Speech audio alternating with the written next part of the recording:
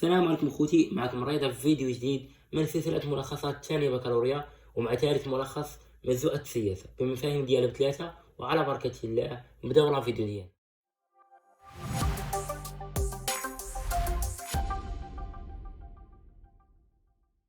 مزوءة السياسة هي ممارسة السلطة داخل المدينة أو الدولة، وبواسطتها يتم تطبيق قانون خلال قوة عمومية تتجسد في مجموعة من الأجهزة والمؤسسات. مفهوم الدولة هي تنظيم سياسي لجماعة ما على أرض محددة بهدف حماية قانون والأمن الداخلي. أول محور اللي هو مشروعية الدولة وغايتها. المشروعية هي الحالة التي تكون فيها الحقوق الإنسانية هي الأساس الذي تقوم عليه القوانين.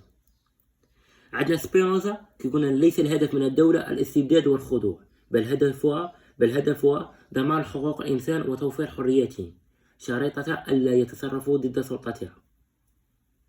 عندنا في المقابل ديالو هيجل كيقولون تقوم الدولة بخدمة أفراد وبشكل تنظيمي توفر لهم حقوقهم، وتبقى أهم من الفرد باعتبارها أفضل وجود للإنسان.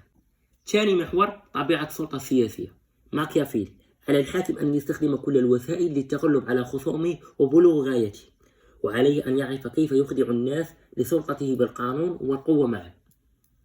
ابن خلدون على الحاكم أن يكون القدوة لشعبه، يحترم الأخلاق الفاضلة ويدافع عن الحق، وعليه أن يتعامل بحكمة واعتدال مع شعبه. آخر محور من مفهوم الدولة بين الحق والعنف. عندنا ماكس فيبر كيقول أن الدولة وحدها من تملك حق ممارسة العنف، وذلك لإخضاع الناس للقانون، ومن هنا فإن العنف الذي تمارسه الدولة يعتبر مشروعا. عندنا في المقابل ديالو العروي وجاكلين روس عندهم نفس الفكرة، إن دولة الحق والقانون هي التي تجمع بين ثلاث ملامح، وهم القانون والحق وفصل السلطة. ثاني مفهوم الحق والعدالة. الحق هو قاعدة عقلية توجه تصرفات الإنسان في علاقته مع غيره، موضحة داخل هذه العلاقة ما له من حقوق وما عليه من واجبات. العدالة هي خضوع الكل لسلطة القانون مع احترام كرامة كل فرد. أول محور الحق بين الطبيعي والوضعي. شنو هو الحق الطبيعي؟ الحق الطبيعي هو الحق المستقل عن قوانين المجتمع الوضعية، ويجسد الإنسان ذاته بحالاش كحق الحرية. الحق الوضعي ينتج عن العادات والتقاليد والقوانين المتفق والمتواضع عليها كحق الشغل. توماس هوبز كيقول أن العدالة ترتبط بالحق الوضعي القانوني، أي بالحرية المقننة بالقوانين والتشريعات، وتتعارض مع الحرية المطلقة التي تستند إلى القوة والغريزة. في المقابل ديالو عندنا روسو، كان الإنسان يتمتع بحقوقه في حال الطبيعة، ومع تغير الأحداث جاء المجتمع، فكان التعاقد الاجتماعي مصدرا لحقوق ثقافية. ثاني محور العدالة كأسس للحق. عندنا سبينوزا العدالة هي تجسيد للحق وتحقيق له، فلا توجد حقوق خارج إطار القوانين، ولهذا يمنع على الحاكم خلق القانون لأنه هو ما يظهر على تطبيقه. آلان الحق هو المساواة، والعدالة هي القوانين التي يتساوى أمامها كل الناس. آخر محور العدالة بين المساواة والإنصاف.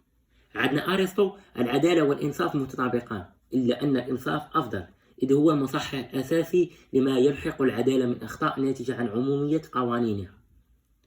في المقابل ديالو جون راوس يقول أن المبادئ التي تقوم عليها العدالة في المجتمع تستمد من المساواة في الحقوق والواجبات، ولا مساواة بين الثروة والسلطة.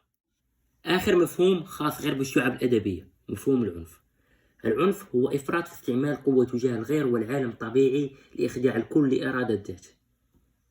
أشكال العنف. لورينتيز يشترك الإنسان مع الحيوان في جوانب العدوانية، ويتصف الحيوان بامتلاك كوابح طبيعية عصبية، أما كوابح الإنسان فهي ثقافية. في المقابل ديالو كلوزفيتش لقال أن الحرب شكل من أشكال العنف، بوصفها فعلا عنيفا يتم فيه استعمال قوة بدون حدود إلى غاية إخداع الخصم. ثاني محور العنف التاريخي. عندنا فريدريك هناك عنف سياسي وعنف اقتصادي، هدفه الإنتاج وامتلاك وسائل الإنتاج، وغالبا العنف الاقتصادي يحدد العنف السياسي. في المقابل ديالو عندنا فرويد: السلطة الناتجة عن اتحاد واتفاق الجماعة هي مصدر الحق والقانون، والقانون بمثابة عنف جماعي يوجه ضد المتمردين لضمان الحقوق. آخر محور: العنف والمشروعية. كانت: تمرد شعب واستخدامه للعنف يؤدي إلى الفوضى وتضيع مع كل الحقوق. إن الحاكم وحده من يملك حق استخدام العنف. في المقابل ديالو إريك فايل: العنف سلوك حيواني وعدواني. العنف سلوك حيواني عدواني يحط من قدر الإنسان إنه مشكل أمام الفلسفة، إذ تعد الفلسفة صراع فكري لا جسدي. حتى هنا غادي نكونوا سالينا الملخص ديالنا. كنتمنى يكون إعجابكم. متنساش معكم واحد لايك وابوني، والسلام عليكم.